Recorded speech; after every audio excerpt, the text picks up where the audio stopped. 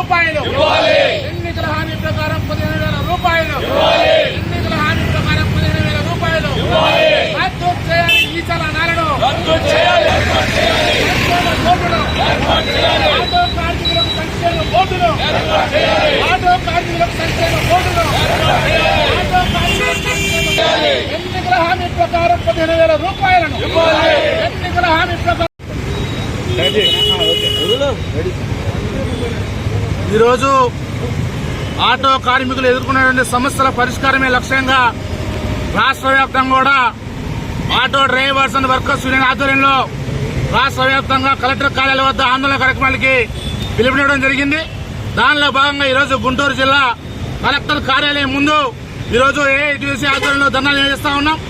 ప్రధానంగా ఈరోజు అధికారంలో ఉన్నటువంటి ఎన్డీఏ ప్రభుత్వం ఏదైతే ఉందో ఎన్నికలకు ముందు ఆటో కార్మికులను ఉద్దేశించి ప్రతి ఆటో కార్మికుడికి 15,000 రూపాయలు ఇస్తామని చెప్పి ఆనాడు వాగ్దానం ఇచ్చారు.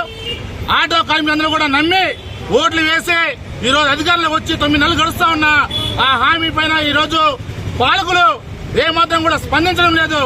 గత ప్రభుత్వం 10,000 రూపాయలు ఇచ్చింది, దాన్ని మించి ఇంకో 5,000 కలిపి 15,000 ఇస్తామని చెప్పినటువంటి చంద్రబాబు నాయుడు గారు ఈరోజు దాన్ని విస్మరించారు. ఖచ్చితంగా ప్రతి ఒక్క ఆటో కార్మికుడికి 15,000 రూపాయలు అని చెప్పేసి ఏఐటీసీగా డిమాండ్ చేస్తా ఉన్నాం. అదేవిధంగా ఆటో కార్మికులకు సంబంధించిన సంక్షేమ బోర్డుని ఏర్పాటు చేయాలని చెప్పేసి, అదేవిధంగా అక్రమంగా వసూలు చేస్తున్న ఈ జనాలు ఏవైతే ఉన్నాయో అవన్నీ కూడా రద్దు చేయాలని చెప్పేసి మేము ఈరోజు డిమాండ్ చేస్తా ఉన్నాం. ఈరోజు మనం చూసుకుంటా ఉంటే నూతన వెహికల్ చట్టం తీసుకొని వచ్చి ప్రజల వద్ద దగ్గర నుంచి అదేవిధంగా ఆటో కార్మికుల దగ్గర నుంచి వేలాది రూపాయలు చలానాలు పెంచి వసూలు చేస్తా ఉన్నారు. ఇదంతా కూడా సంపద సృష్టిమని మాకు అనిపిస్తా ఉంది. మీరు సంపద సృష్టించడాన్ని పక్కన పెట్టి కనీసం భారాలు వేయకుండా ఆటో కార్మికులందరూ కూడా పేద దిగువ మధ్య కుటుంబాలకు సంబంధించిన వాళ్ళకి భారాలు వేయకుండా ఉండాలని చెప్పేసి మేము ప్రధానంగా డిమాండ్ చేస్తా ఉన్నాం. రాబోయే రోజుల్లో ఈ యొక్క న్యాయమైన డిమాండ్ల సాధన కోసం పెద్ద ఎత్తున ఆటో కార్మికులను సమీకరించి పోరాటాలు చేస్తామని చెప్పి తెలియజేస్తా ఉన్నాం. ఈరోజు స్టేట్ వైడ్ గా పిలుపు సందర్భంగా ఆటో కార్మికులందరూ రోడ్డు ఎక్కాల్సిన పరిస్థితి వచ్చింది. గత ప్రభుత్వంలో 10,000 ఇస్తే 10,000 కాదు ఆటో డ్రైవర్లకి సరిపోవు, నేనొస్తే మిమ్మల్ని ఆదుకుంటాను, మిమ్మల్ని చేరదీస్తాను, మీ ఆ పట్ల నేను ఉంటానని చెప్పిన చంద్రబాబు నాయుడు గారు 15,000 ఇస్తానని ఇంతవరకు 9 నెలలైనా కూడా దాన్ని ఊసే ఎత్తట్లేదు. అసెంబ్లీలో కూడా ఒక్క మాట కూడా ఆటో డ్రైవర్ల గురించి ఆ సమస్య ఎత్తకపోగా, అట్లాగే మేము సంక్షేమ బోర్డు అనేకమైన 20 సంవత్సరాల నుండి ఆటో డ్రైవర్లకి సంక్షేమ బోర్డు అడుగుతున్నాము, అది కూడా ఎత్తట్లేదు. అట్లాగే వీ చలానాలు చాలా భారంగా ఆటో డ్రైవర్లకి భారంగా తయారైంది.